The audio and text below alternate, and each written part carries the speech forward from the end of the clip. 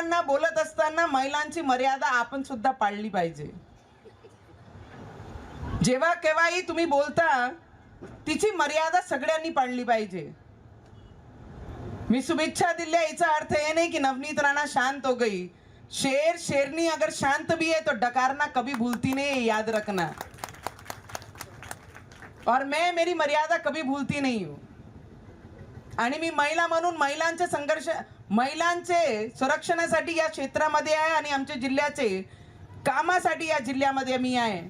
देवेंद्र साहेब आमचे माझे दादा आहे, मी त्यांची लाडकी बहीणच आहे आणि खूप स्वाभिमानाने अभिमानाने सांगते, अरे जेव्हा राज्यसभेला ठोकर मारली, दुसऱ्यांच्या दारी मी कधी गेली नाही, तर विचार करा मी माझ्या विचारांची खूप पक्की आहे.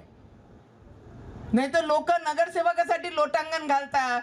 नवनीत राणाचा स्वाभिमान एवढा अटल आहे की त्यांनी राज्यसभा सोडून आपल्या स्वाभिमानाला जगत आहे. पूर्णच्या पूर्ण पक्ष बरबाद करून टाकला उद्धव ठाकरेजींनी. तेव्हा जाऊन रामाचं नाव आणि हनुमान चालीसाचं वाचन त्यांनी तिथे केलं.